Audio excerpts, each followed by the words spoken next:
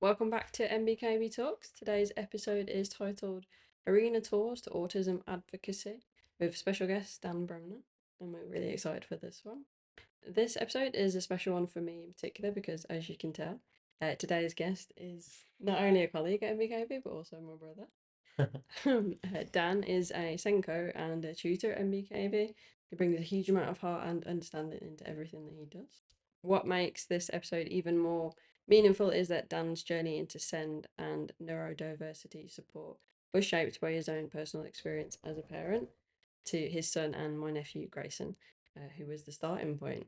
That connection has sparked his passion for creating truly inclusive learning environments, and everything he's gone on to do has been driven by love and insight.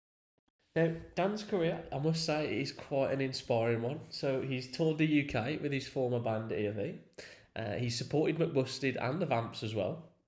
And he's played at nearly every major arena within the country, which is quite a feat, I must say. But these days, he's one half of the Good Lies, working on new music alongside Lauren Green. Now, after touring, he worked as a music teacher, supporting young people through sort of creative learning and stuff like that. And prior to that, he's worked at Hickory Smokehouse as well. Can you get me some discount? Not anymore, unfortunately. All of that experience has led him to what he's working to today. And we're going to talk about the power of the sort of lived experience, the real impact of the music, and also how Dan, alongside Natalie, is helping to create inclusive, supportive spaces for apprentices across the UK, and also from the highs of touring life and the day-to-day work of shaping the learner support as well. Now we'll be exploring the journey and the passion and the purpose behind it all. But yeah, welcome Dan. Thank you very much for having me. I'm very excited to be here. It's great to have you on. No worries.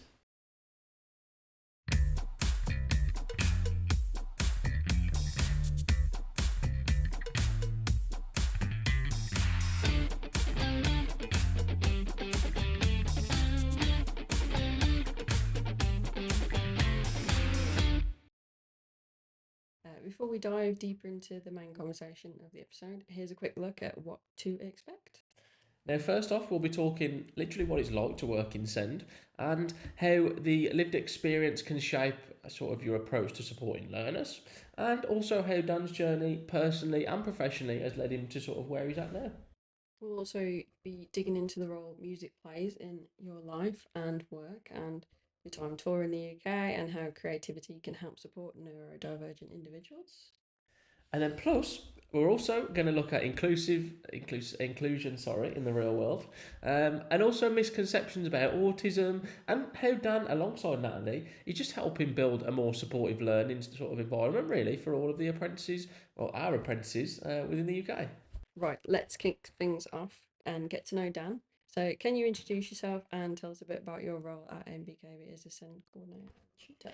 No problem. So, yeah, been here at MBKB now for a year and a half. Started in the tutor role, and then it was August I applied for the SEND role, and then officially enrolling from October 2024. So, not a long time. Before tutoring, I was in secondary school education as a music teacher. Yeah, it's been a wild journey so far. Yeah.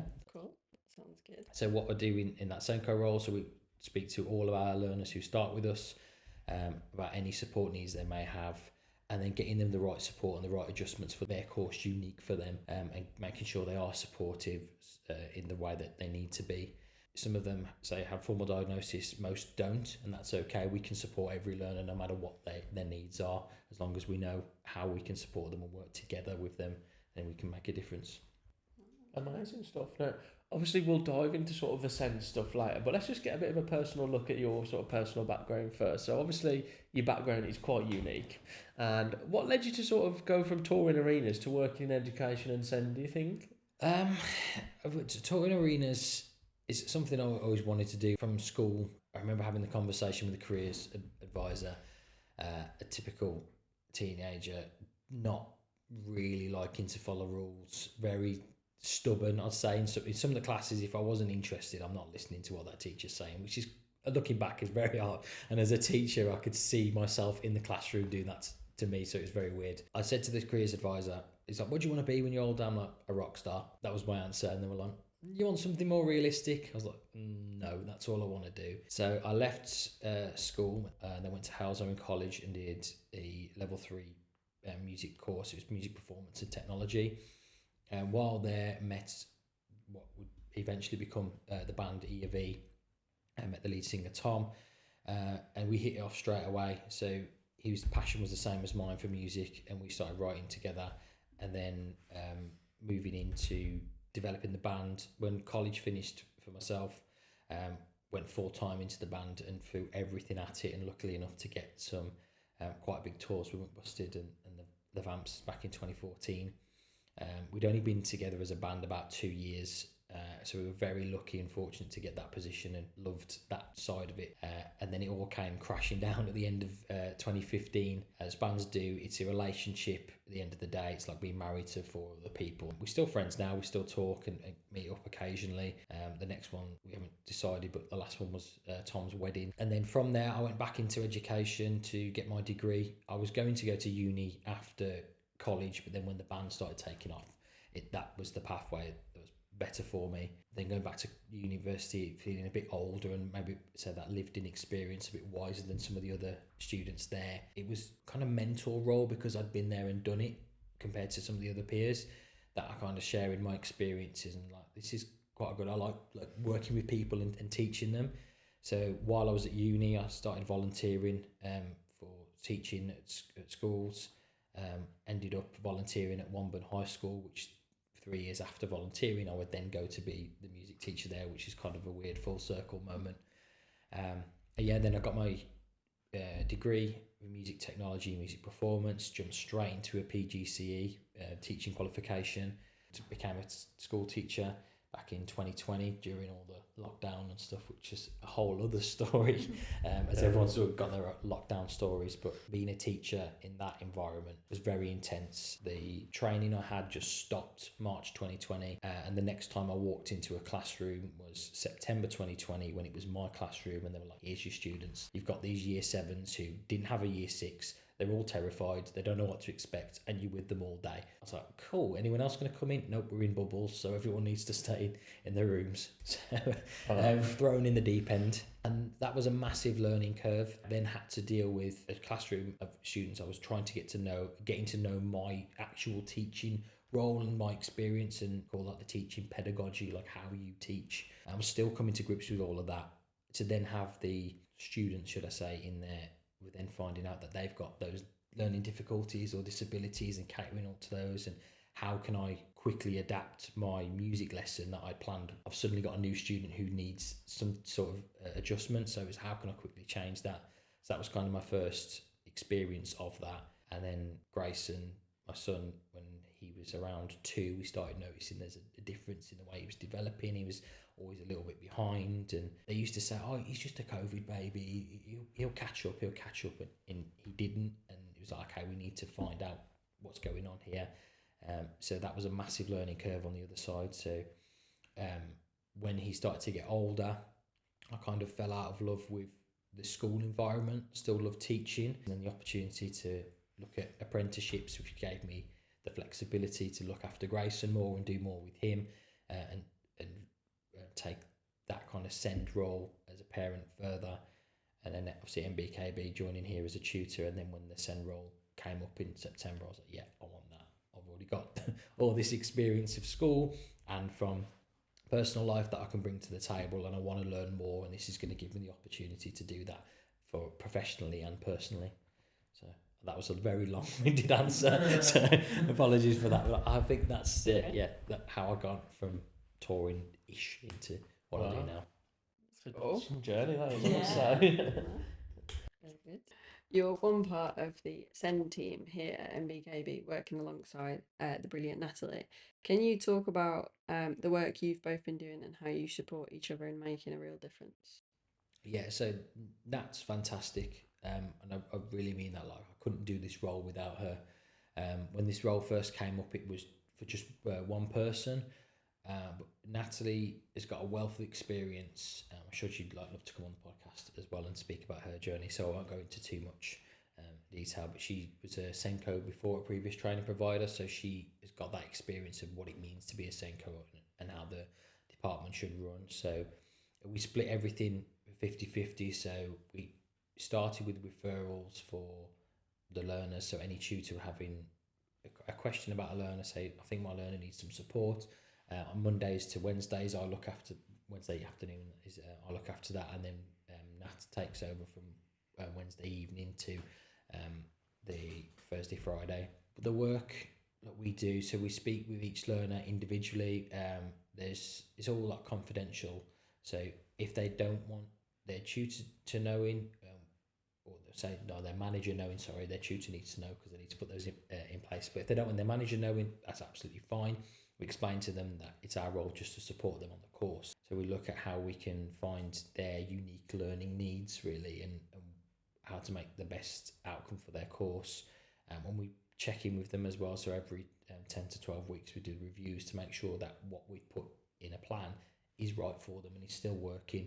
And everyone's journey is different. Some learners will start with us and not have any support needs before, and then start 6 months in and go, actually I'm okay now, that's enough.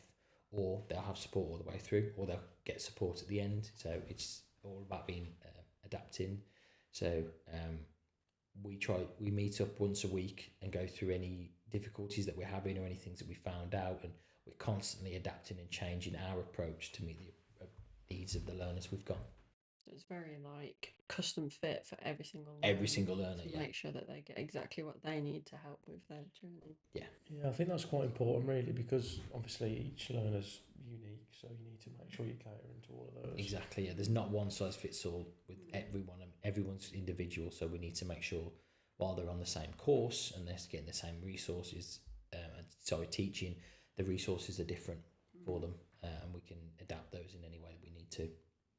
So neurodiversity then, in short, what does it mean for you, would you say? And then also, like, how do you sort of try and bring it into your work? So if you Google it, like neurodiversity, it talks about basically learning differences for people, and in some cases learning difficulties.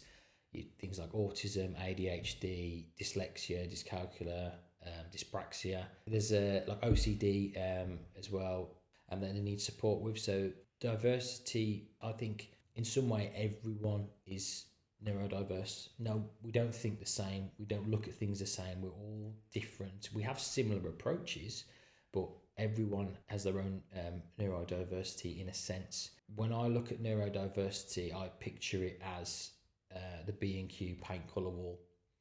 It's not you're red, you're blue, you're yellow, like whatever it is. It's no, there's shades in between it, and you can be mixed matched as well. It's a lot clearer now with the awareness that's coming out that neurodiversity is being looked at as that diverse nature. So you could be a little bit of this, a little bit of that, rather than the old school approach, which was you're a visual learner, you're an audio learner, you're a kinesthetic learner. So it's a bit more broad, and bringing that into work is understanding that everyone's different. Like I teach as a tutor completely different to the way that Nat teaches, and that's okay.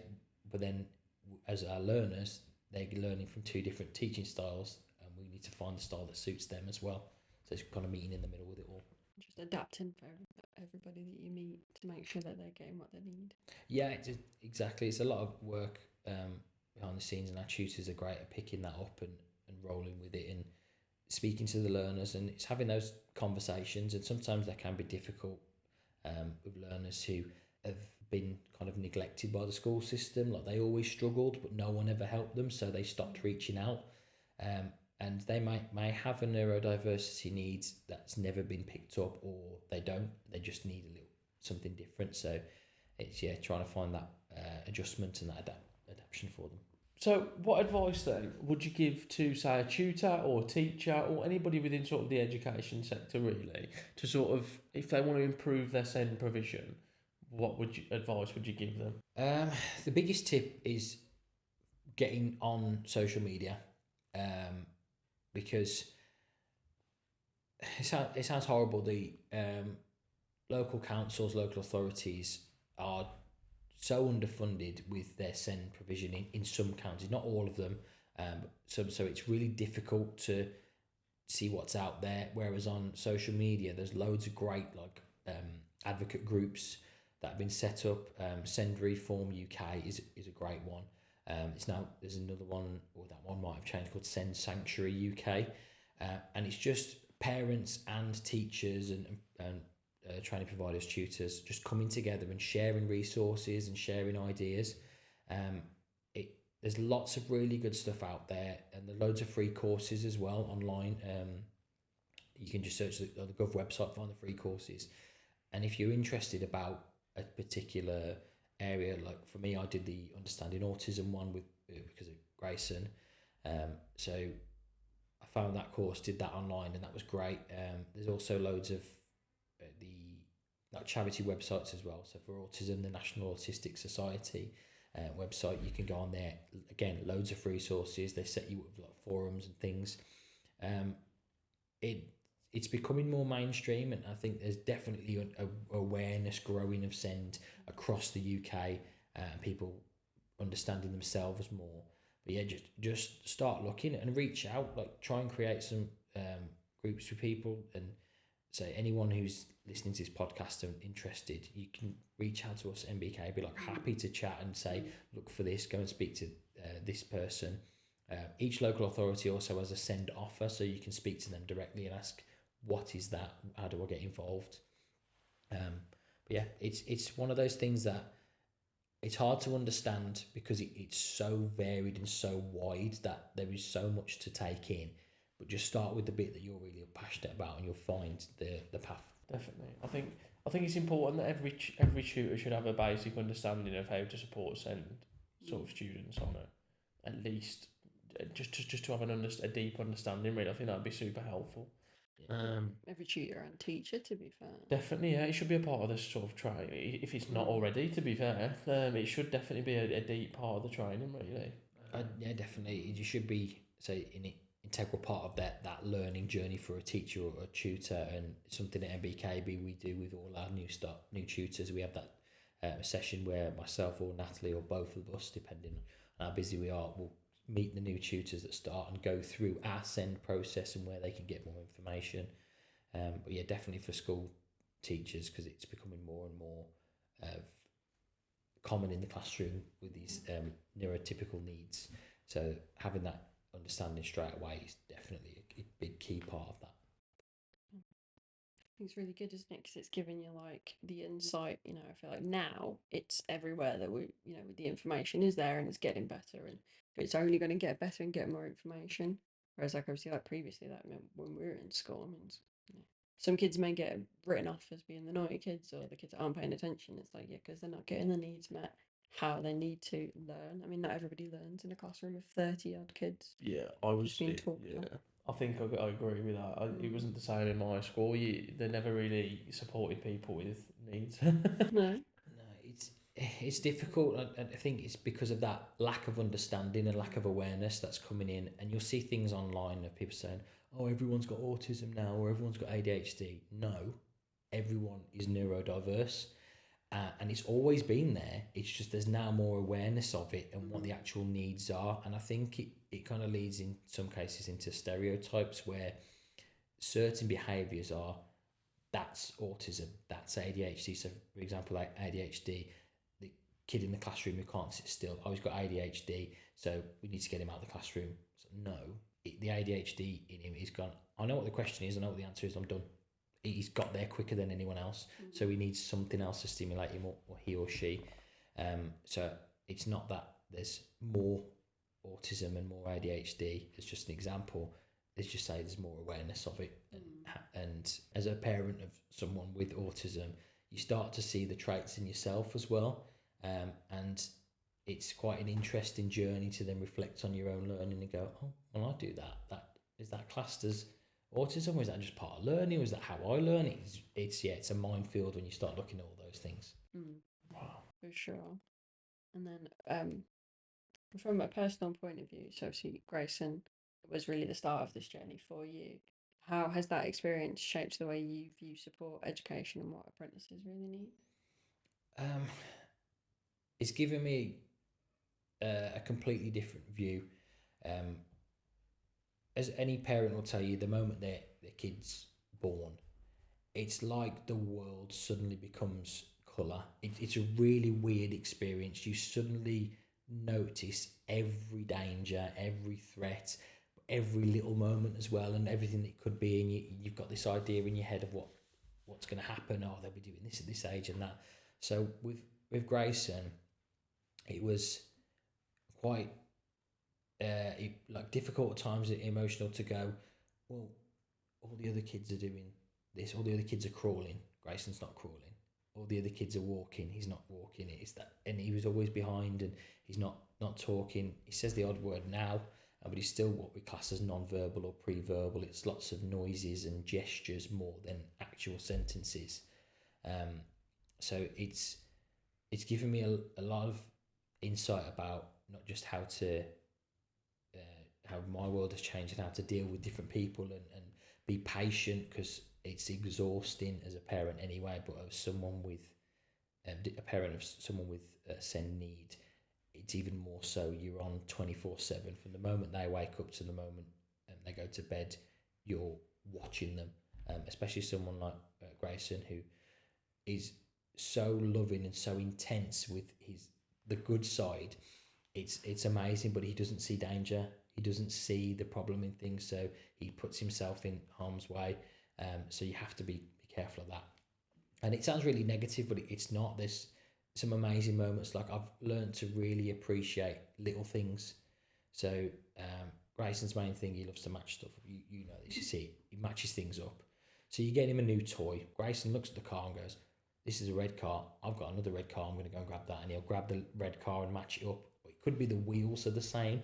It could just be a picture in a book that he's got, and he'll go run off, grab the book, open it to the exact page and match the car. And you're like, how has he remembered that? How has he done that? So I'm seeing a completely different way of looking at something, which is then obviously supporting our learners with SEND going, they don't see it the way I do. I need to try and get into their mindset. So I'm really grateful for that experience from it all. As much as it can be hard and it's difficult, and any parents out there with SEND children will tell you the difficulties, but those moments where it is really like truly special and you see something that is so unique to them, it's all worth it in the end. I think you're always going to be constantly learning, aren't you, really? It's just this constant learning journey, I suppose, throughout like sort of Grayson's life. You'll just be constantly learning new traits. But that was interesting about the red car. It's just crazy. He's unbelievable. He's matching, but it's not just that. It's his ability to remember exactly where the thing that he wants is. Yeah. He knows like which box it's in, which basket, like where in his bedroom or where in it's the within lounge. Seconds. You can give him like he's got Cocomelon's his main thing. Give him a Cocomelon magazine, brand new from the shop, like out that week. He opens it and goes, yeah, I want that. And he just runs off, matches it with whatever he's got. Just bring it home. Yeah, in second. It's just insane. Wow, that's so interesting. And that's he was from like 18 months old doing that. Like, he's always done that. It's not like a new thing. It's just how he learns, how he does it. Yeah. Now, just quickly, a little bit off topic now, but do you use music as part of your day? Do you use it to help you focus and stuff like that, relax, and sort of, have you got any favourite artists or albums, and does that help as well? Could music be linked to helping people maybe with SEND needs, maybe? I think there's definitely something in there, and lots of autism and ADHD studies have shown that music can help, whether it's just regulating them or keeping them calm, or giving them like an outlet that they can express. And it's something that I do daily. I'm always listening to music, not just in the car when I'm dropping the kids off at nursery and school, but when I'm working. If I'm not on a call, I'm playing like music and listening back to it, which can be good and can be distracting as well, because if I'm listening to a song that I don't really want to listen to that one, skip. No, I don't want to listen to that one, skip. And then you're suddenly like going through your playlist very quick. In terms of favourite artists, it depends on the mood. And there's certain artists I go back to all the time, like country artists like Luke Bryan and Kane Brown are the main two at the moment. It will swap and change. Rock music like Guns N' Roses, Bon Jovi, AC/DC, that's like Aerosmith, those the classic, what they say, classic rock now. But then I like the metal stuff as well. So it really does depend on my mood.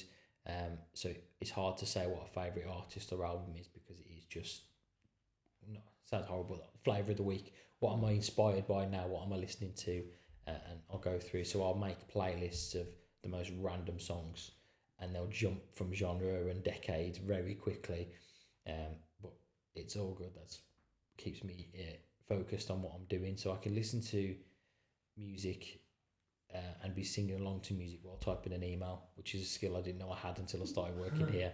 So I can be typing an email thinking about to a learner about their SEND needs while listening to music and singing along. And it was only when I spoke to my wife about it, she's like, that's really weird. That's like neurodiverse. I'm like, okay. So, maybe there is a little bit of that, but... But I don't know how you can do that, because when I'm listening to music, if it's something that I want to sing, I'm typing the lyrics that I'm singing. I don't know how you can do that. It's a really bizarre skill. Sometimes it's easier than others, and there are moments when I'm really trying to think about what I'm doing, and the lyrics are a distraction, so I will like turn the music off. What's really good, and I've said this on some of our Slack channels and stuff, like with music, game music. So anyone who doesn't like silence when they're working, but say can't listen to the radio because they're having a mini concert or whatever, put some game music on, because it's designed to keep you focused without distracting you. So like the old school games like Mario and like Spyro and those ones where it's like an adventure one and you've got to get through a level, they're literally designed to keep you on that level without distracting you and you're going, oh, this tune's really great. So yeah, look for some game music, whatever it is that you're into. There's stuff out there. YouTube's got tons of it. Cool. So is that the sort of music you would suggest for anybody that wants to have as a background but without having a mini concert? Definitely, yeah. So I mean, everyone's different. So like I'll switch between like game music, even film music. Film scores are really good for that as well.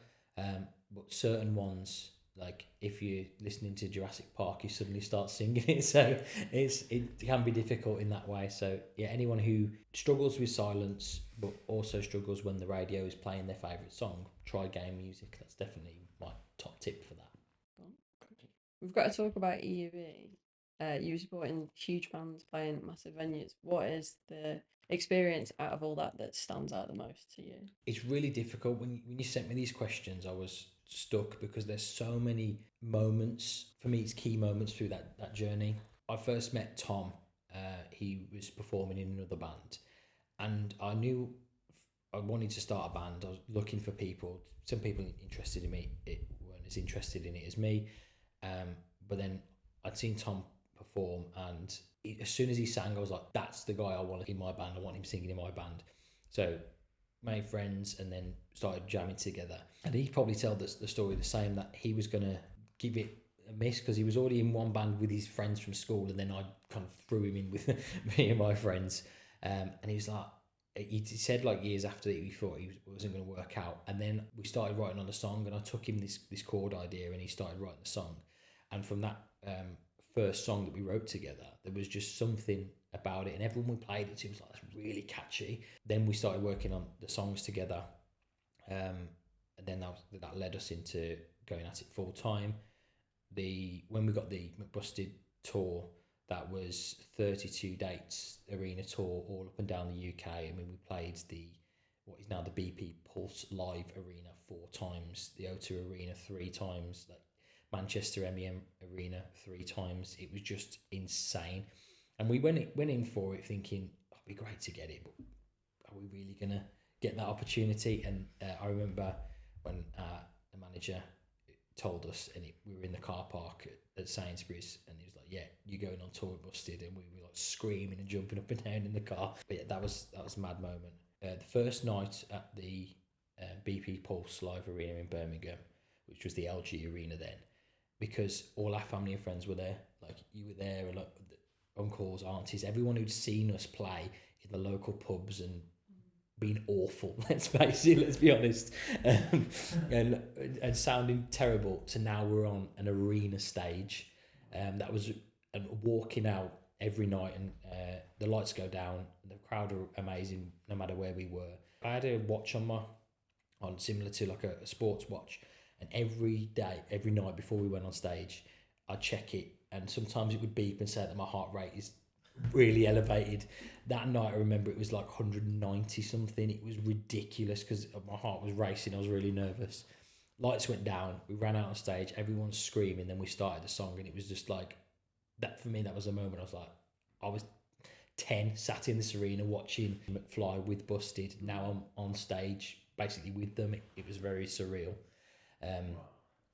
So that was a big moment. And then the O2 Arena, we pulled up outside, and it's a massive venue, but from the stage it's unreal. Like, it was just ridiculous.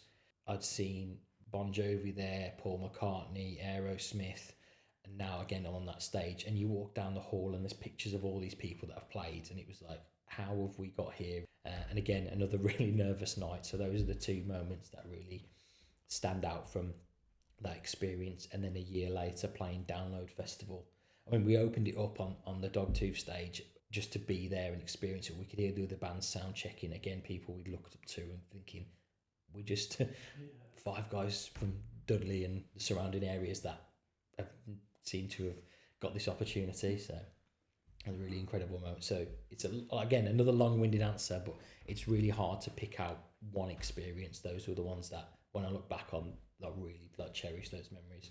Yeah, definitely. I remember the days where you were playing in river rooms in in Stourbridge, and I remember being there. And but no, that's honestly some of those experiences I didn't know about a lot of that stuff. So yeah, that was quite interesting to find out actually, and it sounds crazy. Yeah, I could literally probably do a whole another podcast on just the music journey in the music industry. But yeah, we won't go into that today because we'll take all day. Yeah, definitely be here a while. Definitely. I mean, we'll probably will touch on it again lightly, but I mean, what lessons from sort of part of your life help you within your work today, do you reckon? So, working with people and reacting to people, that sounds really weird, but in the music industry and with the performance industry, entertainment industry, whatever you want to call it, whether you're a singer or a dancer or an actor, everyone's kind of playing a role. And that was something I really found within the journey that we're on with EAB, that there's these, when you first meet people, they're performing, you're making friends, you're kind of louder. It's basically like if you go to a party and everyone's, oh yeah, come in, we're doing this is so and so, and everyone's like putting on that persona and in a way kind of masking who they really are, and they want to come across as confident or not as shy or whatever it is. In the music industry, it's just the same. You see the people on stage and you think that's who they are, and then suddenly they're not. For me, I'm the same. I don't try to. I'm probably definitely perform a little bit more on stage and be a bit more of the rock star, but I'm not different if I'm talking to friends compared to if I'm talking to anyone being interviewed. The lessons that I take from that is just treating everyone like the same and speak to everyone kind of how you want to be spoken to. Yeah, just like dealing with people in different ways and understanding the kind of story behind them a little bit more. Definitely, yeah, definitely. Before you go, this is going to be a two-parter, which we're excited to share with you.